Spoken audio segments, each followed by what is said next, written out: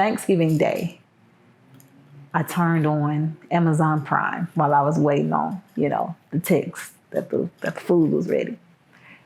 And I saw the Emmett Till movie that's been recently made. I didn't even know an Emmett Till movie had been recently made, but I instinctually clicked on it because I wanted to see, how did they tell this story? And first of all, it was beautifully done in every sense every sense imaginable. But there was this one particular scene that just ripped me to pieces.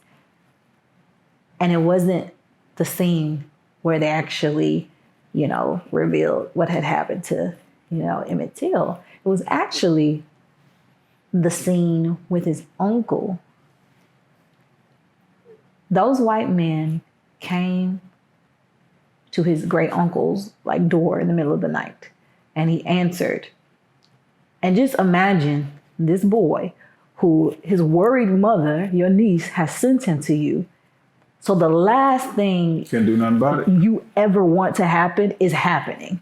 It's actively happening. And ain't shit you can do about it. Mm-hmm. How could that uncle have a normal life after that? I'll do you one better. Have you heard about,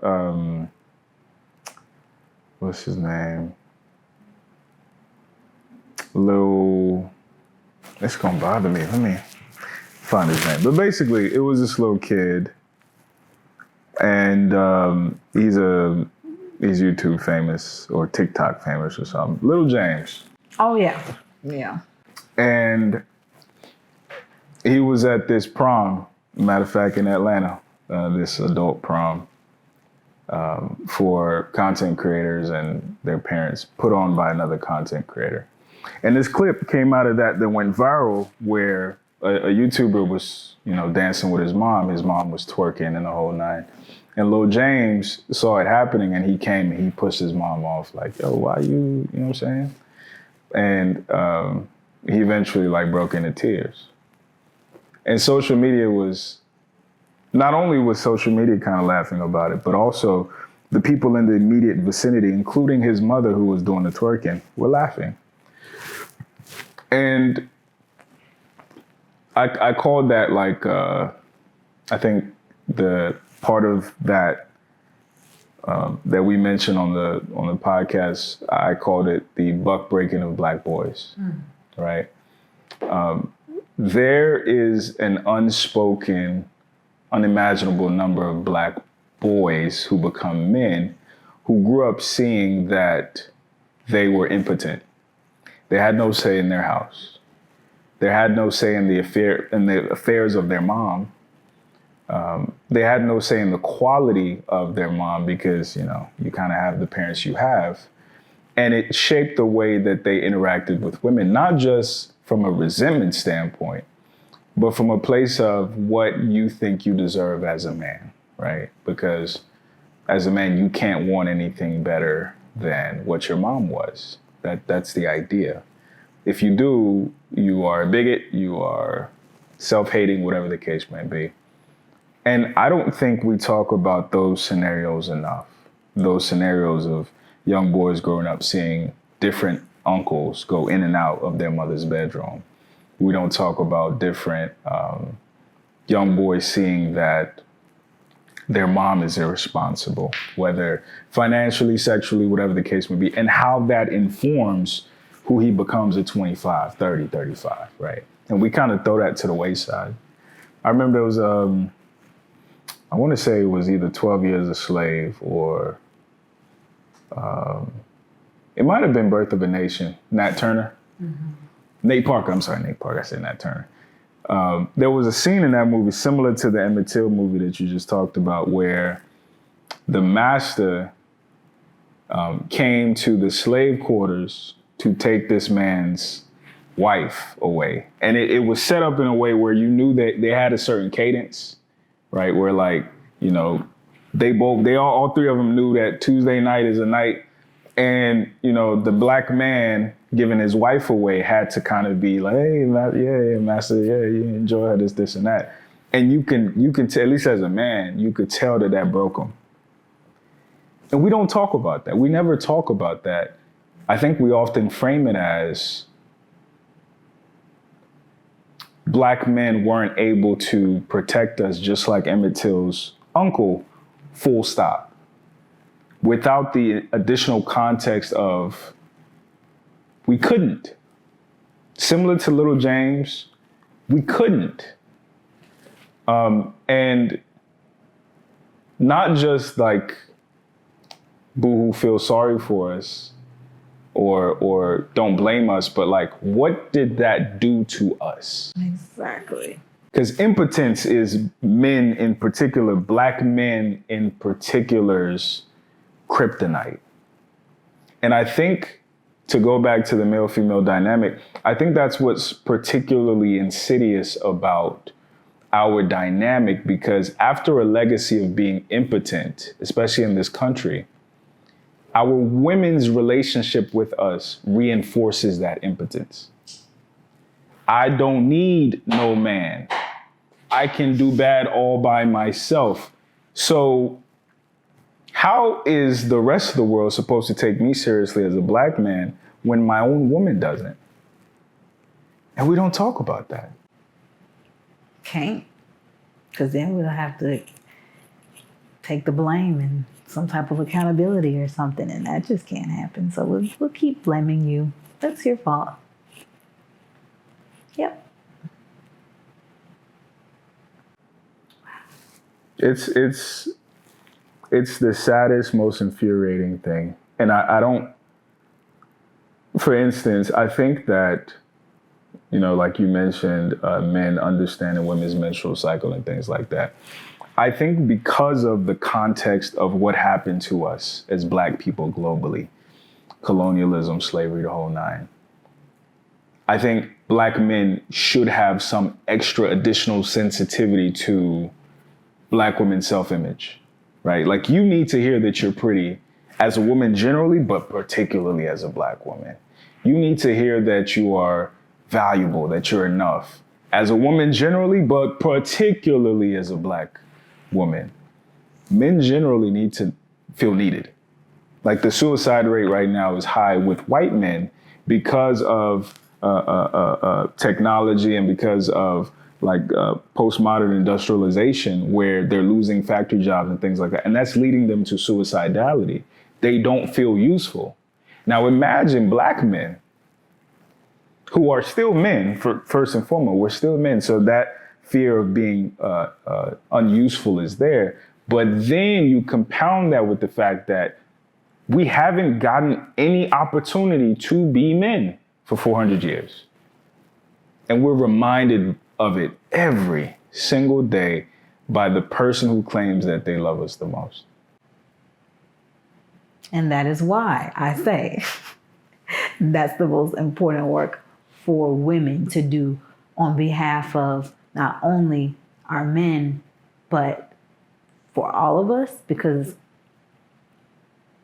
either you believe that Black relationships and Black families and Black people need to work out for all of us and all of this to work out, or you don't. And some people don't. They aren't, Garvey minded in that way. But I do believe that. I believe that we're inextricably linked. And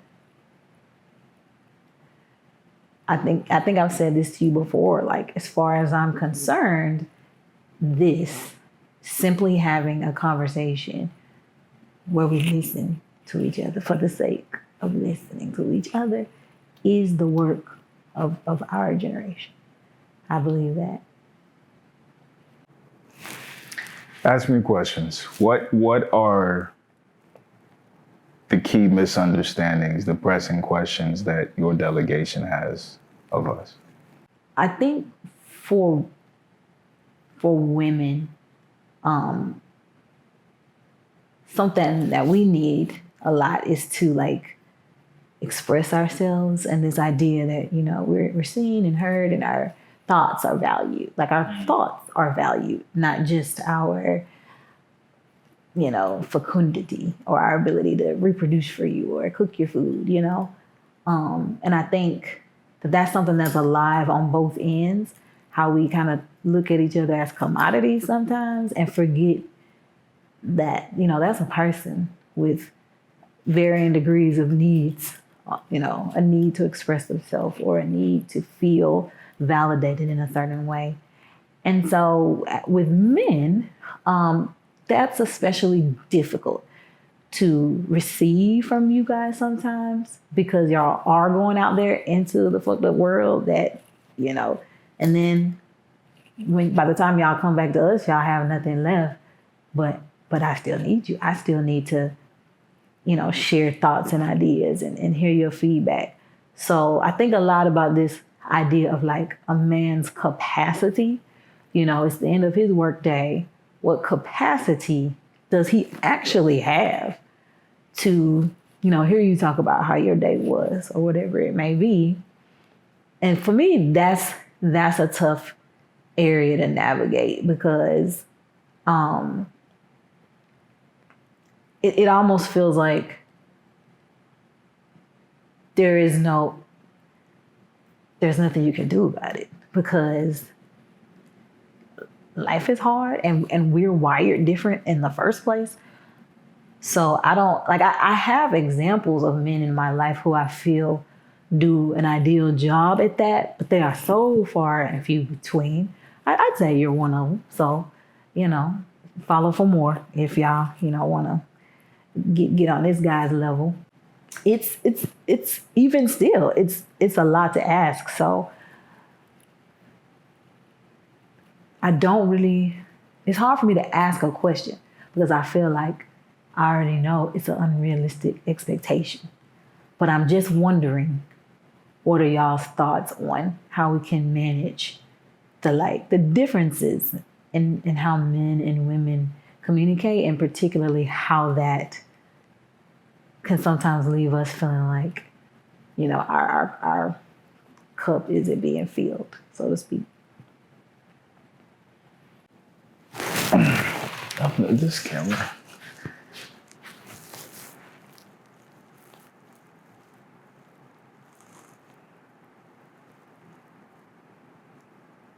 It stopped recording too. You must have felt it. My spurt.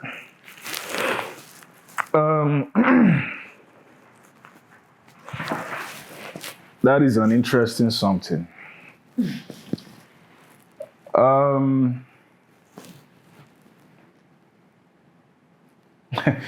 In a way, I feel like I've been burdened to articulate the complexity of Black malehood. And I'm not saying I'm the most qualified or I'm the best at it, but there are a lot of things that we think and that we need that we don't know how to say to you guys. Mm-hmm. And one often kind of minimized reason for that is, like right now, you're seeing a lot of people ask Black men to communicate more. Even there's a page called Express Yourself, Black Man.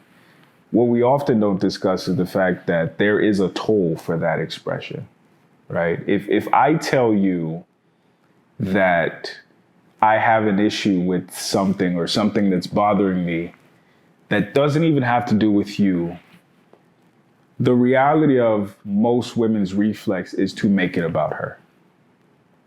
Right. So let's say, for instance, I'm in a relationship with a woman. I'm just not happy as a man, not in the relationship, but as a man, I'm not happy. How do I navigate that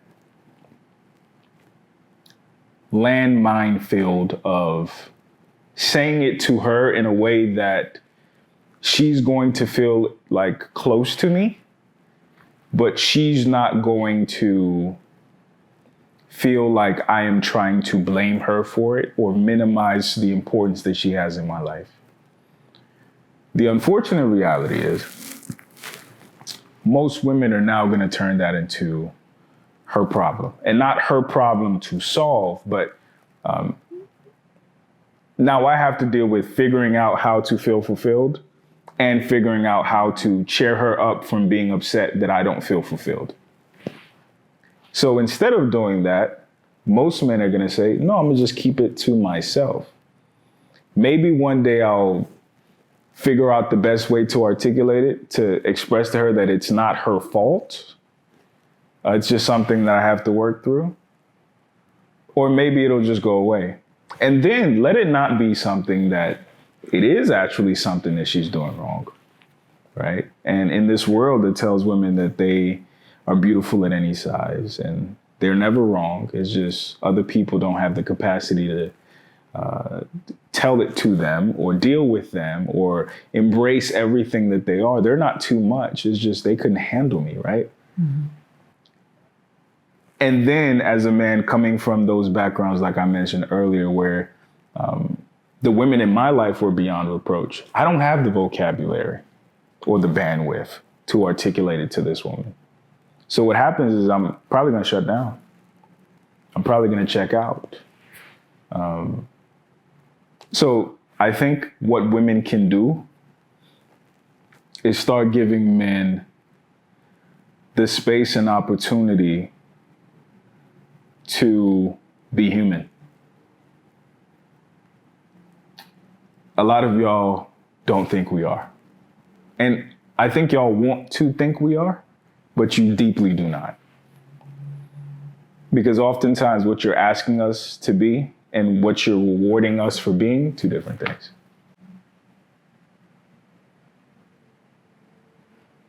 And you're right. I mean, for whatever reason, there's a lot of that. And I think it's fair to say on both sides, this whole what I know is good for me, but what I actually allow into my life, being two different things. And I'm not really sure why that has to be a thing. I think society has found ways to figure that out. People have cultural, norms and codes of conduct and things like that for that reason. But sometimes I get fatigued at certain parts of this conversation, especially the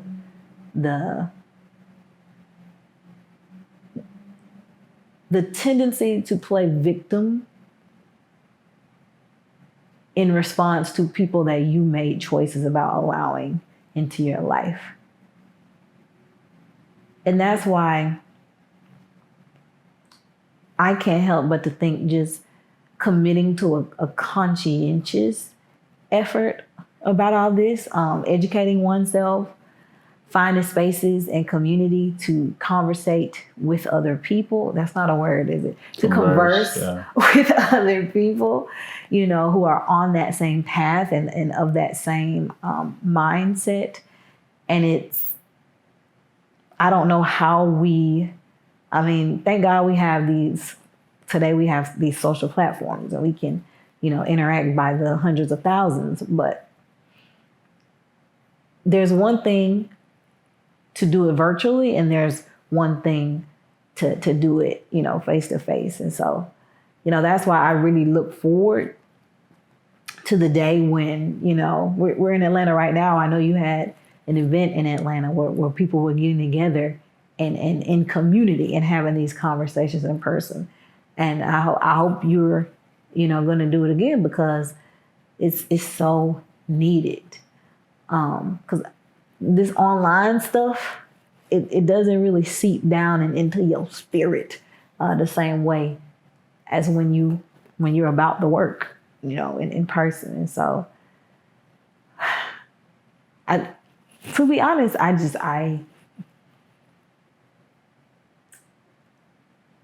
every time I talk about it, I just end up feeling like, why are we talking about this when there's so much that needs doing, What are some of those things that address that chasm head on?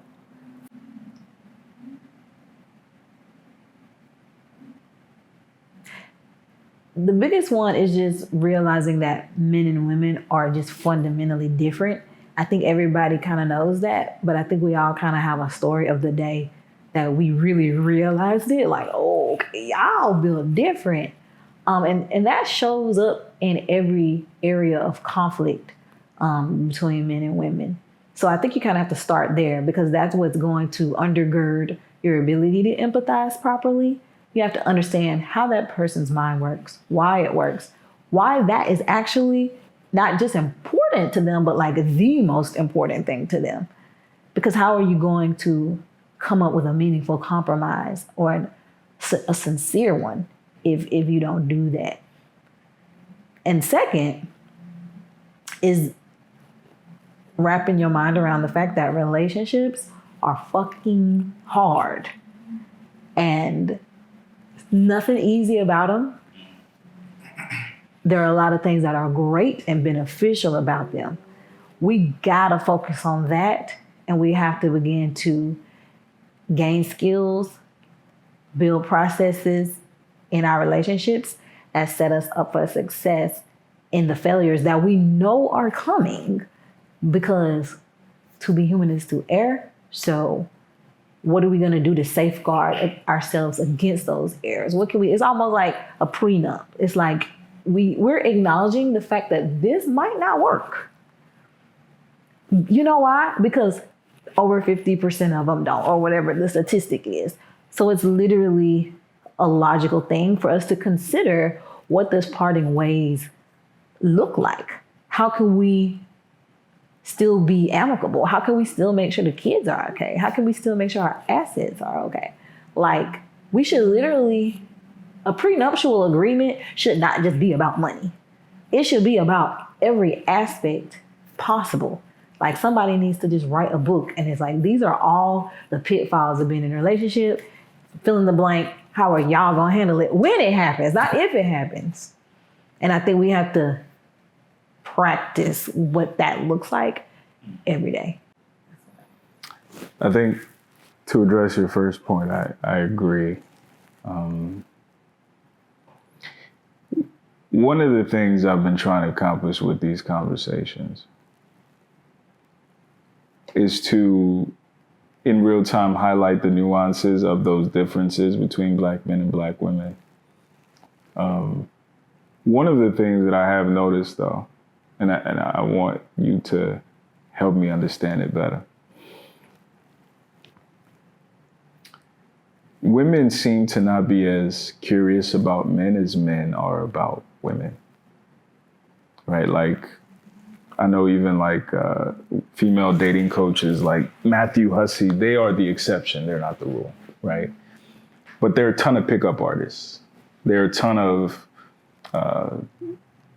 male self-help books about how to land women. And it's trending in the direction where women are starting to read similar self-help books, how to get a husband and things like that. But to your point about the fundamental differences between men and women, the energy from men tends to be, let me crack the code so I can get access.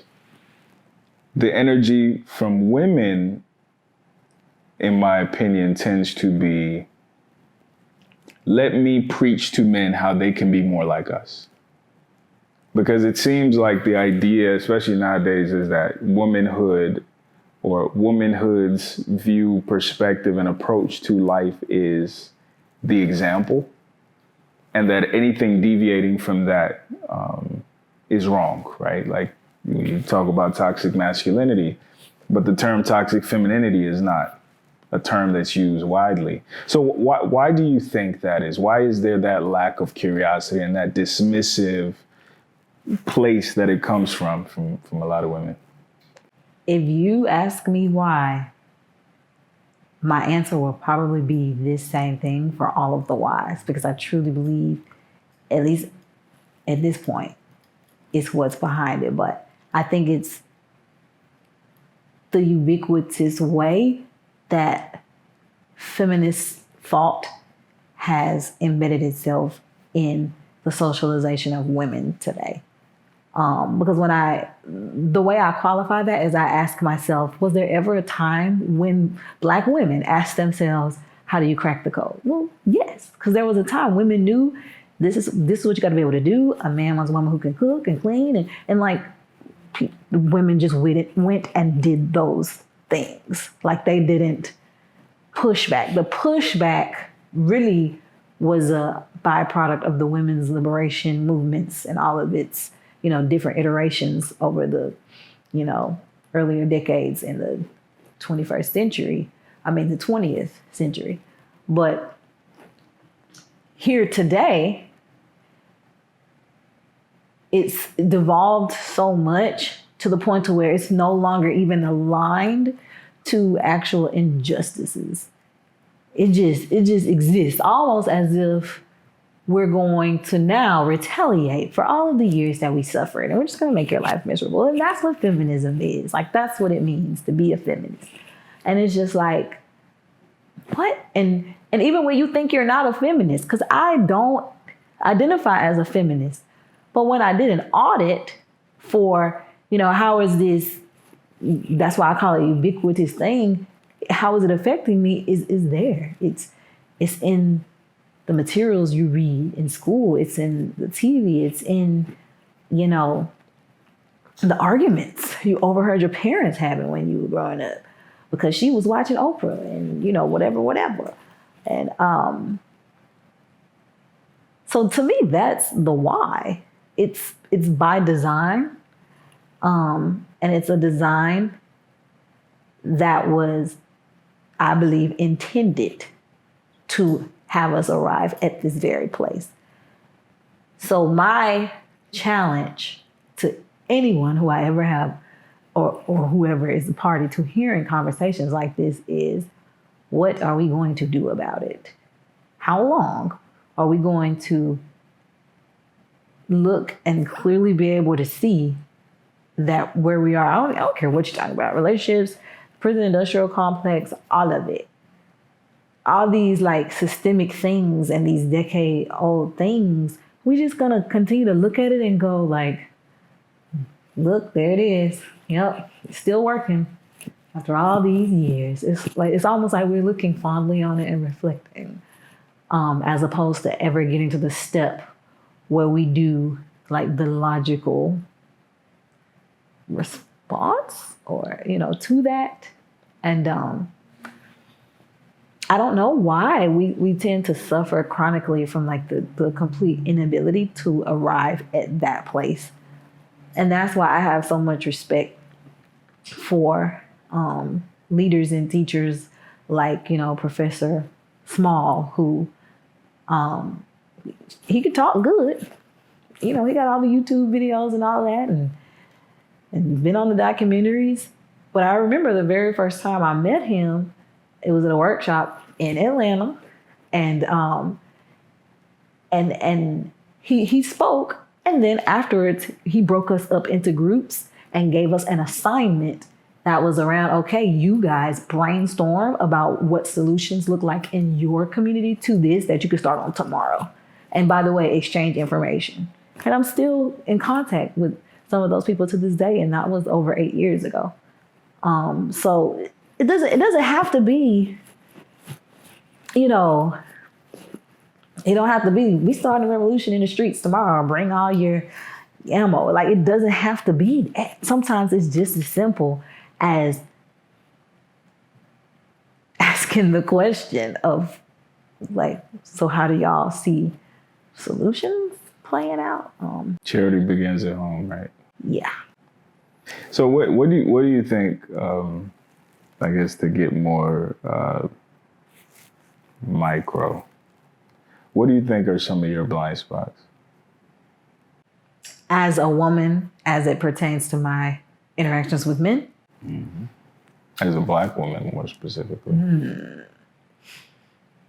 So I have to confess this for this to make sense. I'm a person who literally wakes up every day and goes, how can I be better? in a number of areas, in a set number of areas. And one of those areas, in addition to my own personal growth, my spiritual growth, my health, all those things, is what can I do today to learn to interact better with a Black man. And so as someone who literally actively works on this, I have some ways that I try to make sure I'm always doing that, but I also have blind spots and weaknesses. So I'll give an example. You and I were working on a project, and it was early on in the whole situation. We didn't know each other that well. And I casually said to you, because I thought this was completely rational, hey, if I'm ever guilty of being a problematic Black woman, just let me know. It was like a checkbox on a customer service survey, because like that was normal to me. But then you reacted like, so you want me to willingly walk into a bunch of landmines? And I'm like, what? I just want to know, you know? So I think women are blind to our own toxicity when we are triggered, because society gives us so many things to hide behind, to where even our negative reaction to that, still your fault. You're still misogynist. Black men still all cheat. You know, y'all still want white girls and Asian girls no matter what we do. So it's like this no matter what we do thing becomes the scapegoat that we hide all our problematic behaviors. I might as well not even try, right? And so I remember distinctly thinking to myself, when one day you took me up on that offer and gave me a feedback, which is what I asked for, right? And I promised I wouldn't react that way. And I didn't, because I at least have enough practice to like short circuit my immediate emotional reaction. However, inside my head though, I was calling you everything but a child of God, you know? In my head. And guess what? I have to count that as a win, because at least I didn't go off or whatever. However, guess what? It doesn't mean that I don't harbor a resentment and then that rears its ugly head later. So I think that that's a blind spot too, for me as somebody who is actively working on this. So what I'm trying to say is, it is very hard to make like that big of a paradigm shift. And I mistakenly took it for folly when I asked, let me know. But I don't regret it. I'm glad I did. I'm glad that I walked myself into my own landmine field and took a look around and was like, oh, I had all these booby traps set up. Damn, that's fucked up. Let me start, clipping some of these wires. Like, you literally have to do that. And because they're there, and when we don't acknowledge that side of ourselves. I hope that answered the question. I think that's a big step. I think the mindset of everybody and everything else is the problem, I think, is one of the issues we have. And men do it too. Like, even in some of these YouTube spaces, it's not, the problem isn't that you are boring, or you lack hygiene, or you lack social skills. The problem is that women aren't giving you the thing that you thought 2 flowers and a couple dates would get you, right? Because a lot of us have been socialized to believe that female affection is a transaction. And it's not completely wrong. Like, it's becoming more of that, especially today with social media and Tinder and OnlyFans and things like that. Like, female affection is becoming more commodified.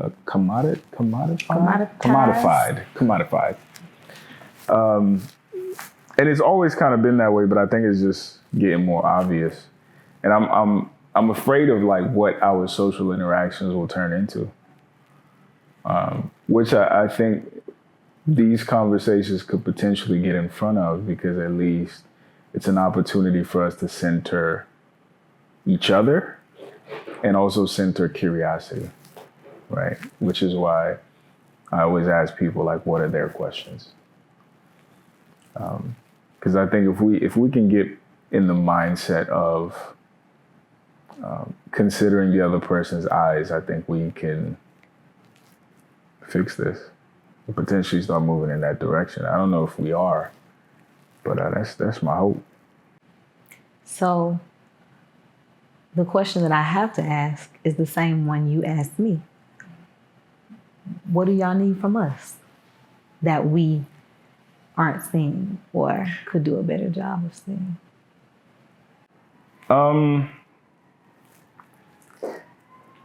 If you were to do a survey, actually, and I probably had to do this for work. If you were to survey a bunch of men, generally, but black men in particular, and ask them kind of the top 3 or top 10 things they would want from a woman, and then you put that into a document and you created a word cloud from it, you know the largest word, you know what that would be? What? Guess. What do you think would pop up in every single black man's list?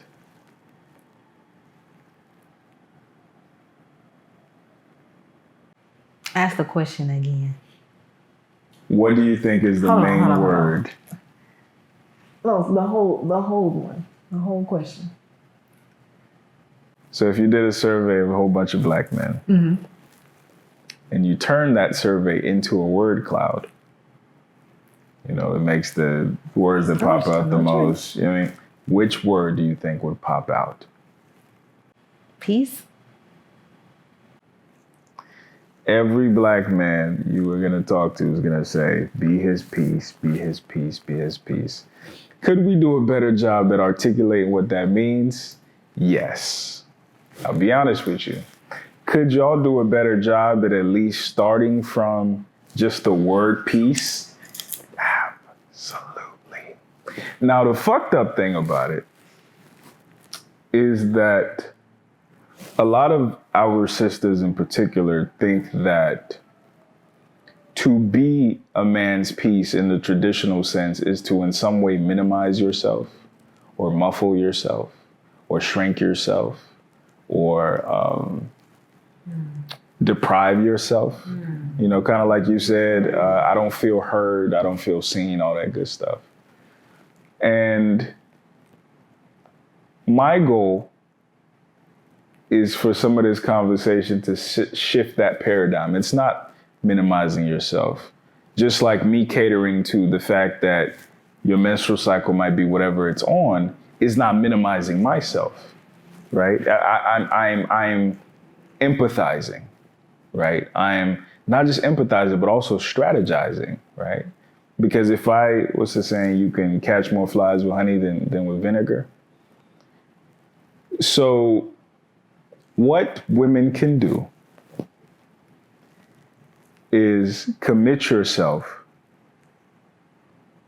to keeping yourself in check in the ways that might seem counterintuitive to prioritize the man's peace. Because contrary to popular opinion, rich guys, super rich guys and celebrities, they're on a different planet because they can buy people. But the majority of men, what they aspire to is a woman who makes coming home enjoyable. And that's not just so she keeps the house clean, that's part of it. But it's also like, I know y'all see the epidemic of dudes who get off work and sit in the car for an hour before they go inside the house. We can either say that, oh, he's not man enough to blah, blah, blah, fill in the blank. Or we can say, what are the things that I'm doing or I'm not doing that don't make this place a sanctuary for him? But I think the default is to, well, I'm also ... And I'm also dealing with the kids on my own job, whatever the case may be. I think if the female delegation can really hone in on what that be his piece actually means, it's over with. But to your point, because of a lot of that baked in, feminism and even Dr. T.S. Johnson, he calls it a baked in contempt. There's a contemptuous spirit that a lot of women harbor for men, and black men in particular, that doesn't allow you to empathize, because it's all about the fact that you are disadvantaged in both ways. You're female and you're black, without considering the fact that being female actually gives you the advantage in your blackness in this context than being male in your blackness. But again, that conversation doesn't end up being had because it's all about, on paper, I'm the disadvantaged person. So you need to empathize with me. Repeating, blackwashing white narratives of what feminine empowerment is all about. And it's not equally transferable like that. And we end up sounding crazy. Not to cut you off. I had to throw that in there. No, I was done. But yeah, I think that is a big thing. And the type of, I'll use this as an example. The Deion Sanders situation. It really broke my heart for two reasons. Number one, it kind of demonstrated that you can never do enough in our community to be celebrated until you die, right? Our community is oriented in a what have you done for me lately way. I think capitalism generally, the West is, but I think our community in particular, and we have less space to be like that. Because now that Deion has gone to Colorado, the narrative was not, thank you, Deion, for everything that you did. The narrative was, you didn't do enough. The narrative was, you used us, you abused us. The narrative was not that he was underpaid. The narrative was not that he was paying for players out of his own pocket and facilities, and he got the school deals and notoriety. I didn't know where the hell Jackson State University was before Deion Primetime Sanders ended up there. So then I liken that to the black male and female dynamic. Because in Deion Sanders' case, the thing that I was saying was, based on the way that played out, what is the incentive for other Hall of Fame football players to want to go that route?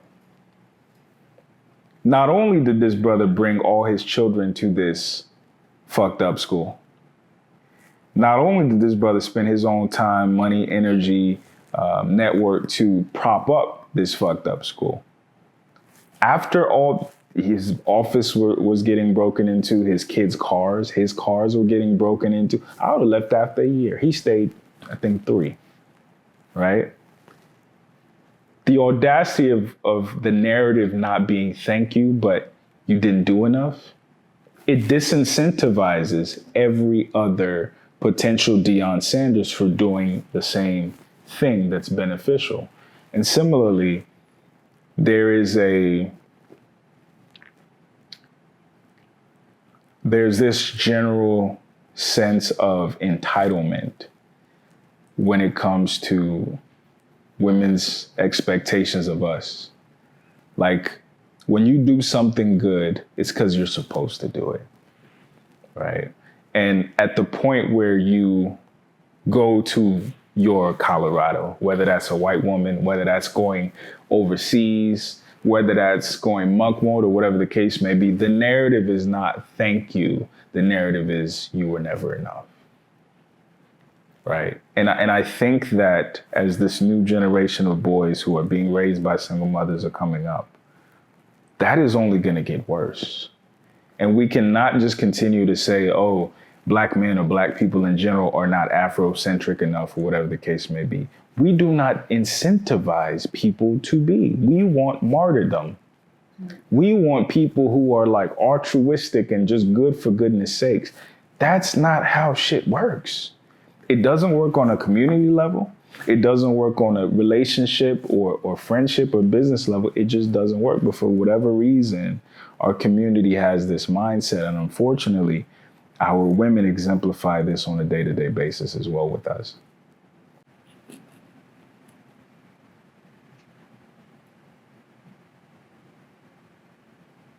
How do we fix this? Is it salvageable? What do you feel? I mean, because you got this channel. You got to believe something deep down in there somewhere. To be honest with you, I don't have a choice but to think it's salvageable. If I'm just answering it as a man, you know, because men, we're worst case scenario oriented because we got to provide and protect. There's more working against us than working for us. Let's just keep it a buck. However, you know, like I say all the time, nations grow great when old men plant trees, the shade of which they might never sit under, right? So I think it's worthwhile work. And our relational dysfunction is just a reflection of our community dysfunction, right? Like both things are intrinsically tied. And I think that at the very least, if I or if we in this visual representation can at least model that there is mutual interest, so much so that I'm willing to share, you're willing to listen, and then you're willing to share while I listen. I think that's huge. I think that's really big. It's a business handshake. Here we are. No, that's real shit. That's real shit. It is. I think I agree, and I think that is why I agreed to be here. And by here, I just mean a supporter. Check the camera. I feel like it started recording somewhere in there. It did. And it doesn't even make a noise either. That's the thing that pisses me off about the situation. Oh, I'm dying. I mean, the good news is I was doing most of the talking, so. That's so sad, though. But Because you deserve to be heard when you're talking. You deserve to be captured. that camera's on me. Shared with the world. Oh. Yeah. Oh, okay. Yeah, that camera's on me. So. Oh, that is good. Yeah, Okay. yeah. So now that you're talking, it's on. All I ain't say nothing. All I did was shake your hand, black man, and said, that's why I'm here. Yeah. And that's, I stand here in agreement with you after much reluctance, having this conversation because you made that point and I realized you were right. Cause I have a lot of views that could fall under the pick me category.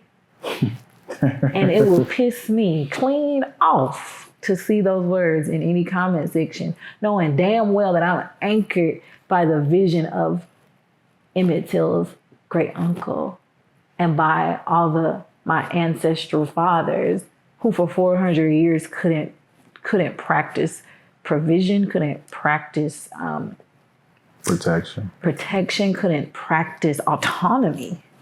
And because I say it's high time that we as women were their biggest cheerleaders in being able to experience that, at least in their fucking home, at least in their fucking families, at least in their fucking community. Man, get the fuck out of here.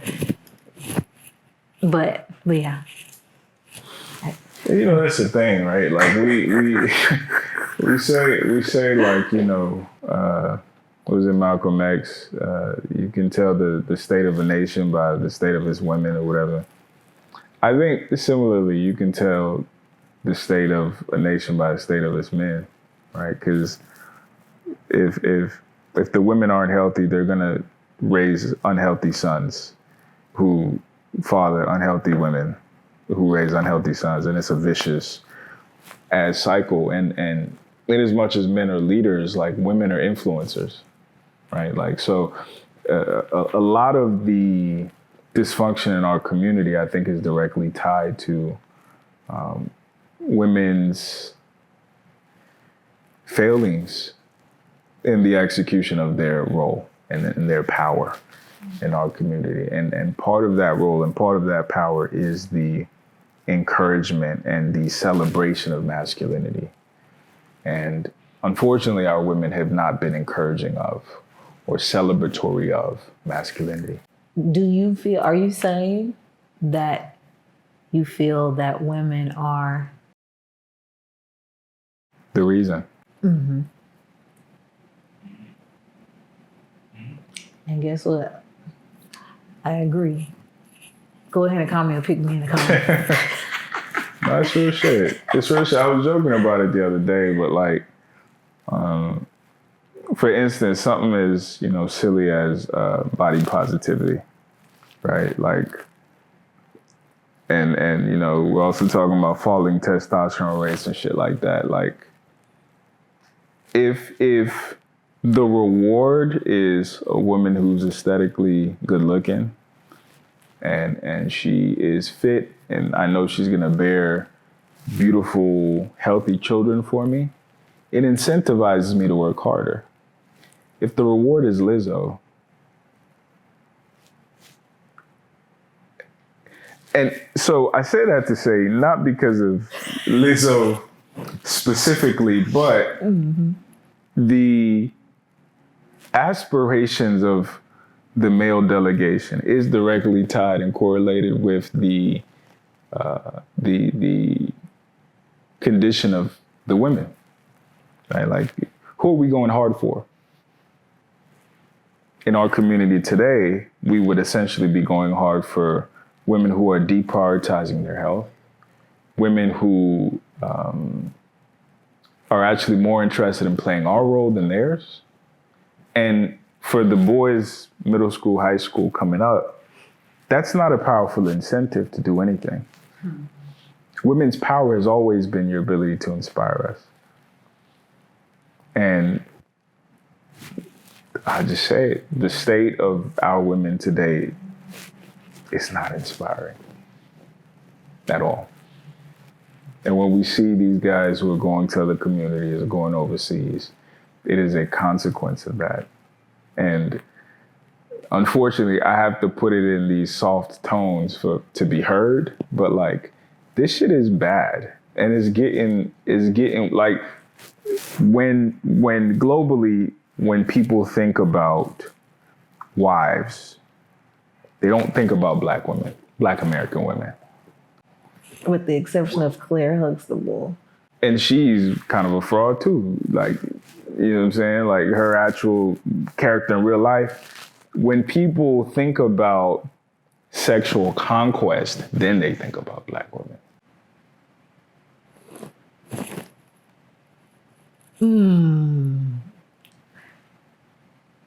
When you say sexual conquest, you mean like hypergamous women who? No, I mean like. Or do you? Well, what do you mean by that? Sex appeal. I think our women are over-indexing on sex appeal because some of those other soft skills have been lost. And now that's what a lot of our women are competing based on. Who's the sexiest? And the sad part is it's been so standardized that it has now been made into a commodity for general consumption by anyone. So you too can have a fat ass. Just come on down to my clinic, you know. So now she was raised in a lineage to be a wife, and she got a fat ass. What are you gonna do?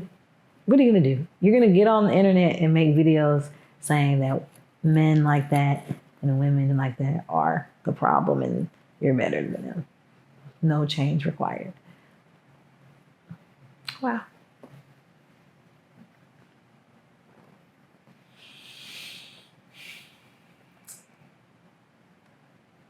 There was one thing I wanted to say, and I can't remember what it was. It was going to be my closing statement. But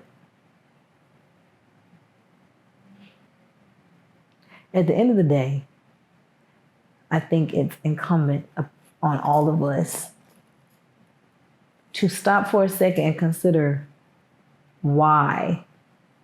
Why are you in this? Why are you in this fight to repair Black relationships? Is it because you're lonely and want a man and realize how messed up the dating pool is? So you got to work on it because it's on your vision board of goals for what you want for your fancy life? If so, please unfollow because that's not a good enough why. I was spoofing your please unfollow videos. If that's your why, that's not sustainable. Your why has to be way bigger than you for this to work for us all. And I think every person has to isolate their why. And for as many of us as our whys are aligned, we need to be in some type of community where we are connected and we are, and we're building on that. So that is why for the low cost of $9.99 a month, you too can be a part of the We Need to Talk conversation. That's right. Join us over on Patreon so that you can be a part of the conversation that helps us to build a better nation. I feel like you were going somewhere. And then you ran into some mental turbulence, like, and then you to build a nation. Closed it out. I'm keeping that in there. Rhymed, at least. I'm definitely keeping that in there. Because, I mean, if that, what else are you doing? Is that her back crack or is that her ass? Is she mooning us? The girl in that photo? Yeah, don't worry about it right now. Oh. Ain't nobody worry about that shit. But yeah, man, it's just, I don't know, this it. Like, I can go on and on and on and on about. Why did you take all these notes? For what? Because it helped me. Sometimes I write notes just to think my thoughts out. I'm not going to be saying all that shit. But I guarantee you. Yes, you do. I guarantee saying all you. that shit. I said, that's actually what you no, said. No, I didn't say find somebody. No. I know that's not what you said, but that's if I was to take the minutes of stuff you say, that's what it would look like. Yeah. It's all in there. But I was just looking at what are the things that I want to make sure how many say. paragraphs is that? Boy, it's a lot, boy. But this is where it starts. The other stuff was something else. Something else like what? The street talk. The street talk idea. But are we concluded? Or we still going? What does that time say? What time is it? No, on that screen. 1 hour and 17 minutes and 11, 12, 13, 14, 15, All right. 16. Yeah, okay. that wasn't long at all.